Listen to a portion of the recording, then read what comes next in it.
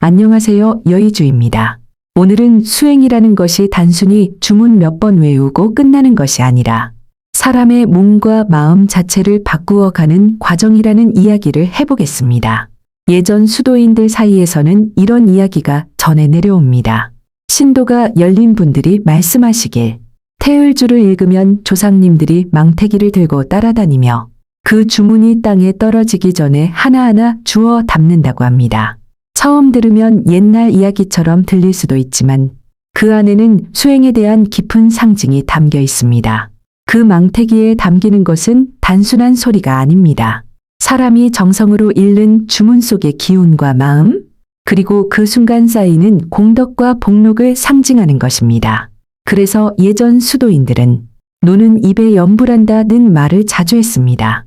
입이 비어 있으면 원망과 걱정, 남 흉보는 말이 나오기 쉽지만 그 입으로 주문을 읽고 좋은 말을 하면 몸과 마음의 흐름 또한 달라진다고 보았던 것입니다.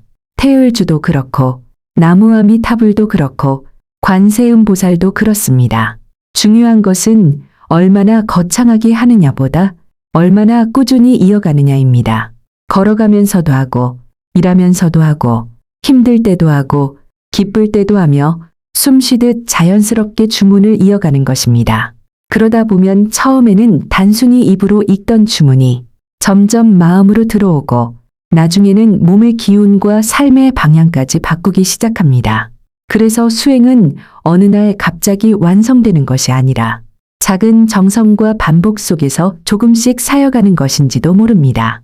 망태기에 주문을 담는다는 이야기는 결국 헛되이 사라지는 정성은 없다는 뜻일 것입니다.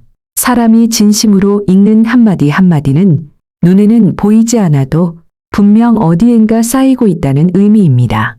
그래서 오늘도 노는 입에 원망 대신 주문을 담고 분노 대신 숨을 고르며 조용히 수행의 길을 이어가야 하겠습니다. 그런데 생각해 보십시오. 태을주 수행만으로도 그 공덕이 크다 하는데 하물며 상제님의 원본 주문으로 자시의 깊은 시간에 수행을 한다면 그 공덕과 복록이 얼마나 크겠습니까? 특히 여의주나무 외일 시간처럼 전국 각지에서 마음을 모아 함께 주문 수행을 이어간다면 그 기운 또한 결코 작지 않을 것입니다. 비록 서로 떨어져 있어도 같은 시간 숨을 고르고 같은 주문을 읽으며 같은 마음으로 수행을 이어간다는 것은 보이지 않는 하나의 큰 기운장을 만드는 것과도 같습니다. 예전에는 깊은 산속이나 도장에서만 함께 수행했다면 지금은 온라인 시대 속에서도 같은 숨결로 수행할 수 있는 시대가 열린 것입니다. 그래서 여의주나무 외일 수행은 단순한 온라인 모임이 아니라 각자의 삶 속에서 막혀있는 흐름을 열고 함께 밝은 기운을 만들어가는 수행 자리라고 볼 수 있습니다. 자신은 하루 가운데서도 음과 양이 교차하는 시간입니다. 세상은 잠들어 있지만 오히려 하늘과 땅의 기운은 가장 맑아지는 시간이라고도 합니다. 그래서 예로부터 수행자들은 자시 수행을 중요하게 여겼습니다. 밖의 소리가 줄어들수록 안의 숨소리가 들리고 사람들의 생각이 잠잠해질수록 자기 마음 또한 더 깊이 보이기 때문입니다. 그 시간에 원본 주문을 읽는다는 것은 단순히 소리를 내는 것이 아닙니다. 몸과 마음과 숨결을 하나로 모아 천지의 흐름과 맞닿으려는 과정이라고 볼 수 있습니다. 처음에는 단순히 입으로 읽는 것 같지만 계속 이어가다 보면 주문이 마음으로 들어오고 나중에는 몸의 기운 자체를 바꾸기 시작합니다. 숨은 깊어지고 마음은 고요해지고 막혀있던 중맥 또한 조금씩 열리게 됩니다. 그러다 보면 사람 안의 탁한 기운은 줄어들고 눈빛과 말투, 삶의 방향까지 달라지기 시작합니다. 그래서 진짜 수행은 단순히 복만 받기 위한 것이 아닙니다. 사람 자체를 바꾸는 공부입니다. 욕심 많은 사람을 조금 더 따뜻한 사람으로 바꾸고 분노 많은 사람을 조금 더 부드러운 사람으로 바꾸며 막혀있던 사람 안의 길을 다시 흐르게 만드는 과정입니다. 결국 수행의 공덕이라는 것도 어디 먼 곳에 따로 있는 것이 아니라 사람 안의 삶과 마음이 밝아지는 데서 시작되는 것인지도 모르겠습니다. 누군가 여러분에게 왜 수행을 해야 하는지, 왜 중맥을 뚫어야 하는지 묻는다면 뭐라고 하시겠습니까? 사람들은 살아가며 끊임없이 무언가를 채우려 합니다. 돈을 벌고 명예를 얻고 좋은 집과 좋은 차를 가지려 했으며 살아갑니다. 하지만 그렇게 살아도 어느 순간 마음 한켠은 계속 허전합니다. 왜 그럴까요? 겉은 채워졌는데 정작 사람 안의 흐름은 막혀 있기 때문입니다. 동양 수행에서는 사람 몸 안에 생명의 중심길이 있다고 이야기합니다. 그 길을 중맥이라고 부릅니다. 중맥은 단순한 혈관이 아닙니다. 숨과 의식, 몸과 마음, 정과 기와 신이 하나로 이어지는 사람 안의 중심축과 같은 자리입니다. 그런데 현대인들은 스트레스와 욕심, 분노와 두려움 속에서 이 중맥의 흐름이 점점 막혀갑니다. 숨은 얕아지고 마음은 늘 불안하며 생각은 복잡해지고 몸 또한 무거워집니다. 그래서 사람들은 먹어도 허전하고 쉬어도 피곤하며 웃어도 마음은 공허한 상태로 살아갑니다. 수행은 바로 그 막힌 흐름을 다시 열어가는 과정입니다. 숨을 고르고 주문을 읽고 자기 마음을 돌아보며 조금씩 안의 막힘을 풀어가는 것입니다. 처음에는 몸이 흔들립니다. 묵혀있던 피로가 올라오고 감정도 흔들리고 원망과 욕심 또한 드러납니다. 사람들은 그때 오해합니다. 수행하니까 왜 더 힘들어지지? 하지만 사실은 원래 안에 있던 것들이 드러나는 과정일 수도 있습니다. 주전자 밑바닥의 찌꺼기가 물이 흔들리면 떠오르듯 사람 안에 막힌 것들이 움직이기 시작하는 것입니다. 그리고 그 과정을 지나며 중맥은 조금씩 열리기 시작합니다. 숨이 깊어지고 눈빛이 맑아지고 말은 부드러워지며 사람을 품는 힘이 커집니다. 그래서 진짜 수행은 신비한 능력을 얻는 것이 목적이 아닙니다. 사람다운 사람이 되어가는 과정입니다. 욕심보다 자비를 먼저 알고 분노보다 사랑을 먼저 알고 남을 누르기보다 사람을 살리는 존재가 되어가는 것입니다. 그 흐름을 상징적으로 표현한 것이 바로 용두가늠입니다. 용은 강한 생명력과 기운을 의미합니다. 하지만 용의 힘만으로는 완전하지 않습니다. 그 위에 관세음의 자비가 올라탈 때 비로소 용두가늠이 됩니다. 즉 수행의 완성은 힘과 자비가 하나 되는 것입니다. 그래서 왜 수행을 해야 하느냐고 묻는다면 저는 이렇게 말하고 싶습니다. 사람답게 살기 위해서라고.